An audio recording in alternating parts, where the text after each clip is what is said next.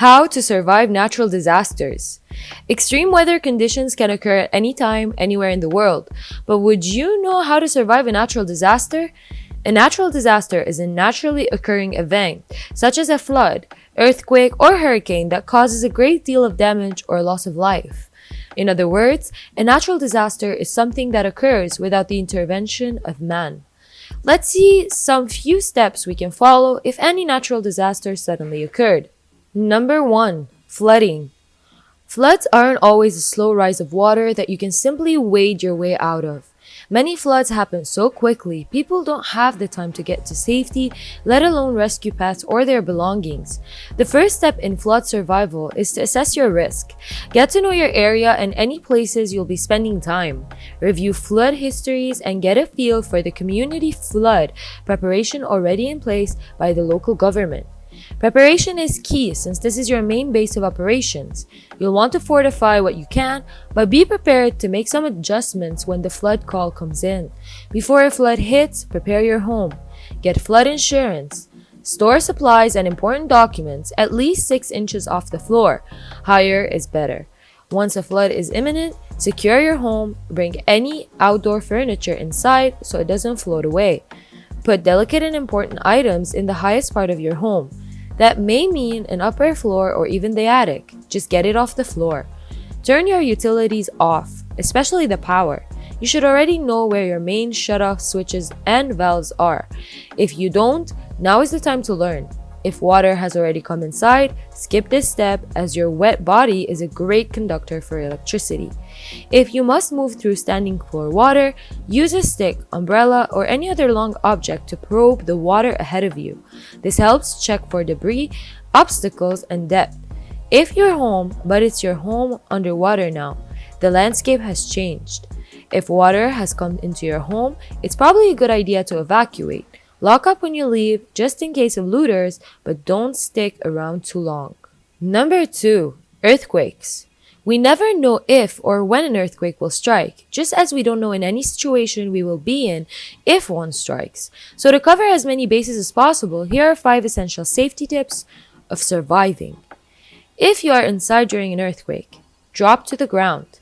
Take cover under a sturdy table or a piece of furniture. Stay away from glass, windows, or walls. Watch for falling debris or heavy fixtures that could injure if struck. Stay inside the building until all shaking has stopped. If you are outside during an earthquake, resist the temptation to try to outrun the earthquake. It can be done, and you need to stay calm and keep a level head. Do not seek refuge inside a building. Stay outside. Move into an open area away from buildings and trees if possible.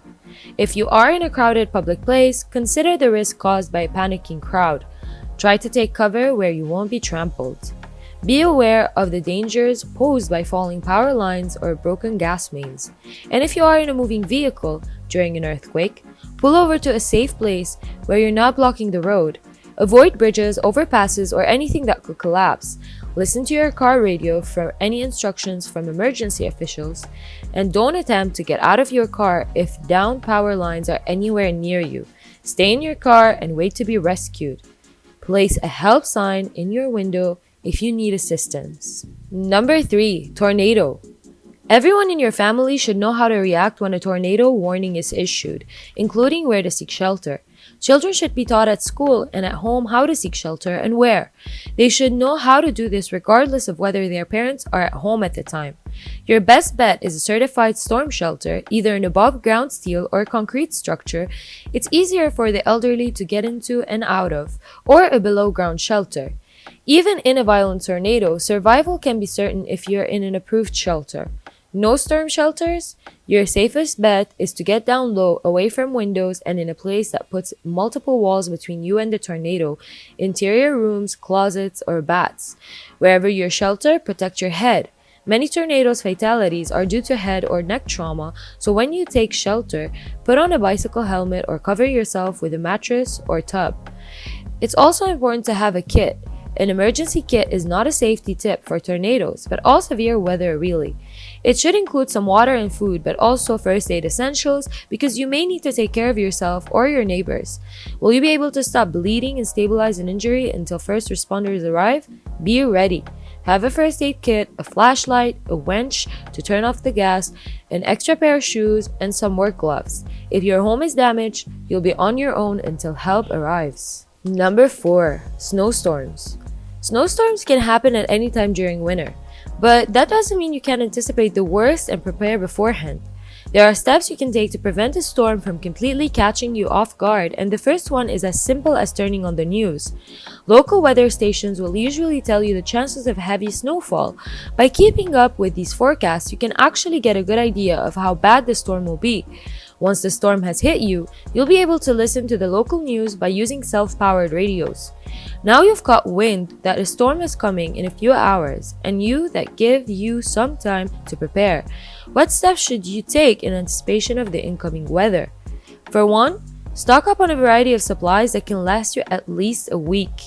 Food, canned fruits, meats are better, water both for drinking and cooking, and medicine, over-the-counter stuff for possible colds, etc. Fuel, diapers, entertainment for the kids, coloring books, crayons, markers, batteries, keep a stock of rechargeable ones fully charged, light sources, candles, flashlights, matches, light sticks, glow sticks, and first aid kits.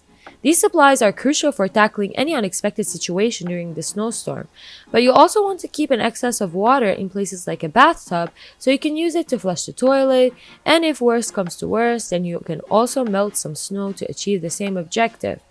Furthermore, you'll want to keep the plumbing in your house from freezing over.